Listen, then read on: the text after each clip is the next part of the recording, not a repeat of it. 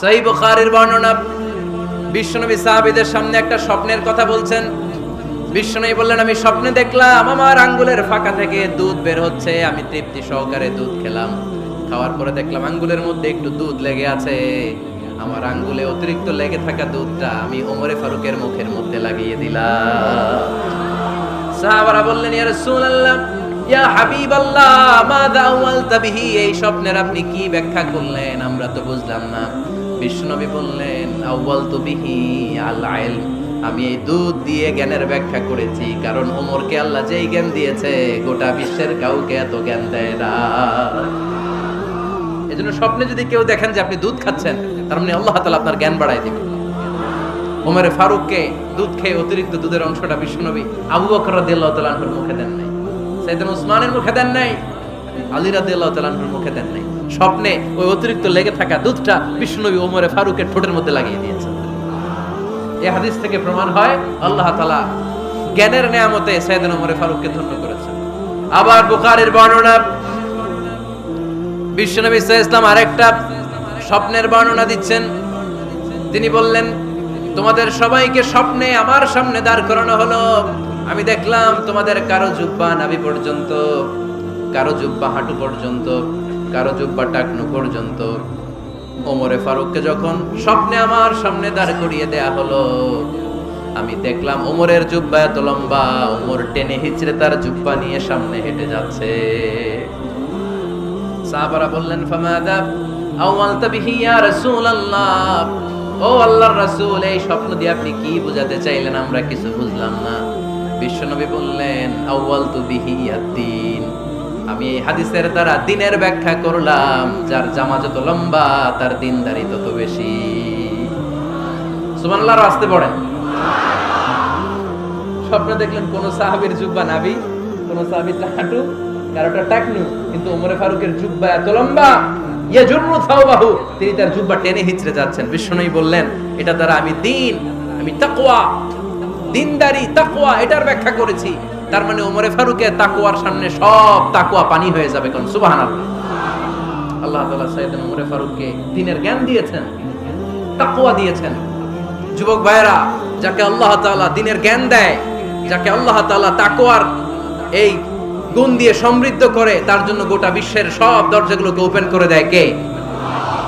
কত বড় মুত্তাকি ছিলেন সাইয়েদনা ওমরে ফারুক। মদিনার সমাজে কয়জন মুনাফিক ছিল বিশ্বনবী ছাড়া কেউ বলতে পারতেন না। বিশ্বনবী কোন সাহাবীকে মুনাফিকদের লিস্ট দিয়ে যান নাই, একজন সাহাবী ছাড়া। দেখি কেউ বলতে পারেন কিনা ওই সাহাবীর নাম? কি নাম? হুযায়ফা ইবনুল ইয়ামান রাদিয়াল্লাহু তাআলা আনহু। ওনাকে বলা হতো সাহিবু সিররি রাসূলিল্লাহ, আল্লাহ রাসূল সাল্লাল্লাহু আলাইহি ওয়াসাল্লামের গোপন তথ্যের ধারক বাহক। সুবহানাল্লাহ পড়বেন না? বিশ্বনবী ইন্তেকালের আগে মদিনার সমাজে মোট কয়জন মুনাফিক আছে, এই তথ্য আবু বকরকে বলেন নাই, ওমর রাদিয়াল্লাহু তাআলা আনহুকে বলেন নাই, উসমান রাদিয়াল্লাহু তাআলা আনহু, আলী রাদিয়াল্লাহু তাআলা আনহু, আশারাতুল মুবাশশিরিনা বিল জান্নাহ কোন সাহাবীকে বলেন নাই। শুধুমাত্র কেবলমাত্র একমাত্র হুযায়ফা ইবনুল ইয়ামান রাদিয়াল্লাহু তাআলা আনহুর কাছে মুনাফিকদের লিস্টে বিশ্বনবী দিয়ে গিয়েছে। সুবহানাল্লাহ পড়ে। মদিনায় কারা কারা মুনাফিক কেউ জানতো না হুযায়ফা ছাড়া। কে ছাড়া? নামটা আজকে মুখস্থ করেন, যাতে অন্য কোনো ওয়াজে কেউ জিজ্ঞেস করলে বলতে পারেন।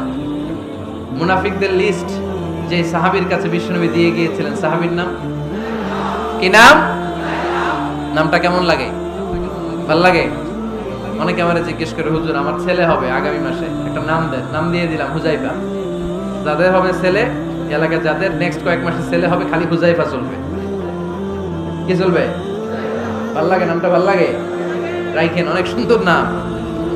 উনি জানতেন মুনাফিক কারা। দেখেন ওমরে ফারুকের তাকওয়ার লেভেলটা কত হাই। ওমরে ফারুক একদিন হুযায়ফা রাদিয়াল্লাহু তাআলা আনহুর কাছে গেলেন, যে বললেন, হুযায়ফা, বিশ্বনবী ইন্তেকালের আগে মুনাফিকদের নামের লিস্টটা কারো কাছে দেয় নাই, আমার জানা নাই, সাইয়েদনা আবু বকরের জানা নাই, কোন সাহাবীর জানা নাই, তুমি ছাড়া। আমি তোমার কাছে জানতে চাই, আমি ওমরের নামটা ওই মুনাফিকদের খাতায় আছে কিনা আমার একটু বলো। আমার ওমরের নামটা ওই মুনাফিকদের লিস্টিতে একটু আছে কিনা, নামটা একটু বলো। যদি থাকে আমি ভালো হয়ে যাব। আমি নেফাকি দূর করে পাক্কা মুমিন হতে চাই। আমার নাম যদি মুনাফিকের লিস্টে থাকে আমি তো শেষ। হুযায়ফা চোখের পানি ছেড়ে দিয়ে বলে, আমিরুল মুমিনিন, কেমন প্রশ্ন করলেন আপনি? আপনি বিশ্বনবীর শ্বশুর, এই উম্মতে আপনার পজিশন 3 নাম্বার। আপনারে মুনাফিকরা ভয় পায়, শয়তান আপনারে ভয় পায়। আপনি জান্নাতে সব বয়স্ক লোকদেরকে নিয়ে জান্নাতের মধ্যে আগে আগে ঢুকবেন, কেমন করে মুনাফিকদের কাতারে আপনার নাম থাকতে পারে? ওমর সুবহানাল্লাহ পড়ে। কি বিনয়ী, কি তাকওয়া! হুযায়ফাকে যে ধরতেন, হুযায়ফা একটু বলো না আমার নামটা মুনাফিকদের লিস্টিতে আছে কিনা। ওমরে ফারুকের যদি এই টেনশন থাকে যে আমি মুনাফিক হয়ে গেলাম কিনা, আমাদের এই টেনশন থাকার দরকার আছে না? নেই? হ্যাঁ, যেন সব সময় আল্লাহর কাছে দোয়া করতে হবে, আল্লাহ তুমি নেফাকি থেকে আমাদেরকে বাঁচাও। আরো জোরে পড়েন আমিন। ওমরে ফারুক রাদিয়াল্লাহু তাআলা আনহু আমাদের সুপার হিরো, আমাদের সবাই বলেন আমাদের। উনি কত বড় সুপার হিরো শুনেন। উনি জুমার খুতবা দিচ্ছেন। কি দিচ্ছেন? মসজিদে নববীতে খুতবার মাঝখানে হঠাৎ বললেন, ইয়া সারিয়াতাল জাবাল, ইয়া সারিয়াত ইবনে জানিমিল জাবাল। এই কথা বলেই আবার খুতবা দিতে শুরু করলেন। উনার এই ইয়া সারিয়াত ইবনে জানিমিল জাবালের সাথে আগের কথারও কোনো মিল নাই, পরের কথারও কোনো মিল নাই। জুমার নামাজের পর মুসল্লি সাহাবারা ধরলেন, বললেন, ইয়া আমিরাল মুমিনিন। খুতবার মাঝখানে হঠাৎ করে ইয়া সারিয়াত ইবনে জানিমিল জাবাল বলে আপনি চিৎকার করলেন কেন? আপনার এই বাক্যের সাথে আপনার খুতবার আগের বাক্যের কোনো মিল নাই, আপনার খুতবার পরের বাক্যেরও কোনো মিল নাই। এই কথা আপনি কারে বললেন? কারে উদ্দেশ্য করে বললেন? এই কথার তাৎপর্য কি আমাদেরকে বুঝিয়ে বলে। ওমরে ফারুক বললেন, আমি যখন খুতবা দিচ্ছি আমি দেখতে পেলাম ওই যে কয়েক মাস আগে আমি আমার মুসলিম সেনাবাহিনী পারস্যে আক্রমণের জন্য পাঠিয়েছি বর্তমান ইরান। ইরানের ওই বিশাল এলাকাতে পারস্যে আমি আমার ব্যাটালিয়ন পাঠিয়েছি। আমি হঠাৎ করে দেখতে পেলাম আমার মুসলিম বাহিনীর সেনাপতি যুদ্ধের এক পর্যায়ে তার ডানে আছে উপত্যকা, বায়ে আছে পাহাড়। সে পাহাড়ি রাস্তা ছেড়ে দিয়ে উপত্যকার দিকে যেতে শুরু করেছে। আমি দেখতে পেলাম আমার মুসলিম বাহিনী যদি উপত্যকার দিকে ছুটে বেড়ায়, কাফির মুশরিকরা আমার মুসলিম বাহিনীকে কচুকাটা করে ফেলবে। তাই আমি এখান থেকে তাদেরকে কমান্ড দিয়ে বলেছি, ইয়া সারিয়াতাল জাবাল, উপত্যকার দিকে নয় পাহাড়ের দিকে যাও, তাহলেই তোমাদের বিজয় নিশ্চিত হয়ে যাবে। উপত্যকার দিকে যেও না, ইলাল জাবাল, ইলা সারিয়াতিল জাবাল, পাহাড়ের দিকে ছোট। সাহাবারা অবাক, ঘটনা কি? উনি বসে আছেন মদিনায় মসজিদে নববীর মিম্বারে দাঁড়িয়ে, উনি যদি ইয়া সারিয়াতাল জাবাল বলে এটা কি ইরানে যাবে নাকি? ও মিয়া, তখনকার সময়ে বর্তমানের মতো মোবাইল ছিল নাকি? ইন্টারনেট ছিল নাকি? কিছু ছিল? খালি মুখে আমি যদি বলি ইয়া সারিয়াতাল জাবাল, এটা ইরানে যাবে, ইন্ডিয়া যাবে, ঢাকায় তো যাবে, ফরিদপুর শহরেই তো বসবে না, ঠিক কিনা? কিন্তু এটা আমিরুল মুমিনিন বিশ্বাসী সাহাবারা বিশ্বাস করে নিল। কিছু মুনাফিক ছিল, এরা কয় না ঝামেলা আছে, এটা তো সম্ভব না। এক কাজ করি, এই সেনাপতি যখন বিজয়ী বেশে মদিনায় ফিরে আসবে আর আমরা ধরব। এরা দিন গুনতে লাগলো, এই সেনাপতি মুসলিম বাহিনী নিয়ে পারস্য জয় করে কবে ফিরে আসবে। এই মুনাফিকের দলগুলো কখনো সেনাবাহিনীকে অভ্যর্থনা জানাতে যেত না, কিন্তু এইবার সবার আগে মদিনার উপকণ্ঠে যে সেনাপতিদেরকে অভ্যর্থনা জানানোর জন্য ফুল নিয়ে রেডি। ফুল নিয়ে দাঁড়ায় সেনাপতি ঢুকার সাথে সাথে ধরছে, এই সেনাপতি কোত্থেকে আসছো? কয় পারস্য জয় করে আসছি। কয় এমন এমন দিন, জুমার দিন দুপুর বেলা যুদ্ধের মাঝখানে আমিরুল মুমিনিনের কণ্ঠের কোন কথাবার্তা শুনছো নাকি? সেনাপতি অবাক, কয় তোমরা জানলা কেমনে? শুনছি তো। সুবহানাল্লাহ পড়বেন না?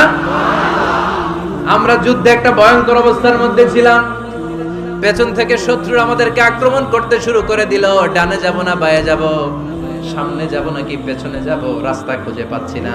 ডান দিকে ছিল আমাদের উপত্যকার রাস্তা, বাঁ দিকে ছিল পাহাড়ি পথ। আমরা সোজা পথ হবে মনে করে উপত্যকার দিকে ছুটতে আরম্ভ করলাম। হঠাৎ করে আমিরুল মুমিনিনের কণ্ঠ বজ্র কণ্ঠে আমার কানের মধ্যে ভেসে আসলো। আমার মনে হলো আমিরুল মুমিনিন কেমন যেন আমাকে কমান্ড দিচ্ছেন আর বলছেন, ইয়া সারিয়াতাল জাবাল ডান দিকে উপত্যকার পথে নয়, তাড়াতাড়ি পাহাড়ের দিকে সৈন্যবাহিনী নিয়ে উঠে যা। পাহাড়ের দিকে, ডানে না। This is wrong track and this is the right track. ওই দিন যদি ওমরে ফারুকের ওই গাইডলাইন, আমিরুল মুমিনিনের কমান্ড যদি আমি না শুনতাম, আজকে বিজয়ের বেশে ফিরতেও পারতাম না, আমাদের চেহারাও তোমরা দেখতে পেতে না। ওমরে ফারুকের ওই কমান্ড, ওই গাইডলাইন অদৃশ্য থেকে শোনার কারণে ওই পারস্যের মধ্যে আমাদেরকে সেই যুদ্ধে বিজয় দান করেছে কে? দিস ইজ ওমরে ফারুক, দিস ইজ ওমরে ফারুক। বিশ্বনবী বলছেন, ওমর মা লাকিয়াকা শাইতানু সালিকান ফাজ্জান ইল্লা সালাকা ফাজ্জান গায়রা ফাজ্জিক। ওমর, শয়তান ইবলিস যদি তোমারে কোনো রাস্তা দিয়ে হাঁটতে দেখে, শয়তান ওই রাস্তা রেখে দিয়ে অন্য রাস্তা দিয়ে হাঁটে। সুবহানাল্লাহ। বাড়িতে যায় বললেন, কে বলতেছে? বিশ্বনবী। কার ব্যাপারে? ওমরে ফারুকের ব্যাপারে। শয়তান যদি দেখে যে ওমরে ফারুক এই রাস্তা দিয়ে হাঁটতেছে, শয়তান ওই রাস্তা রেখে দিয়ে অন্য রাস্তা দিয়ে হাঁটে। সুবহানাল্লাহ পড়ে।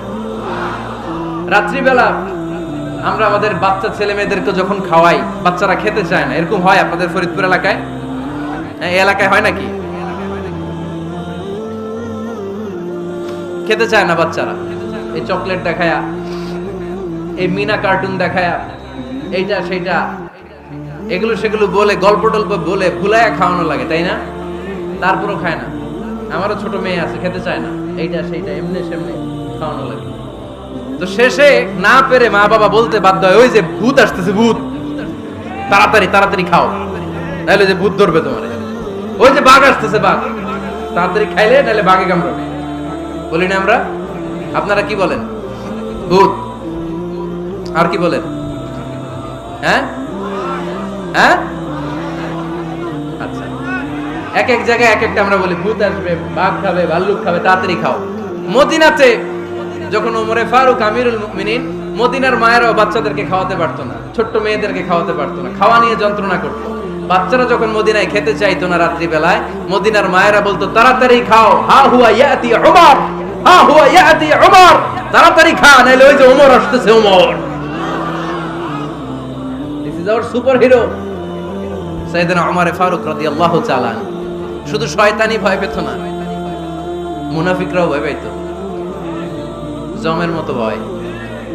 শুধু তাই না, আমাদের আম্মাজান বিষ্ণু ইসা ইসলামের স্ত্রীরাও ওমর ফারুককে ভয় পেতেন।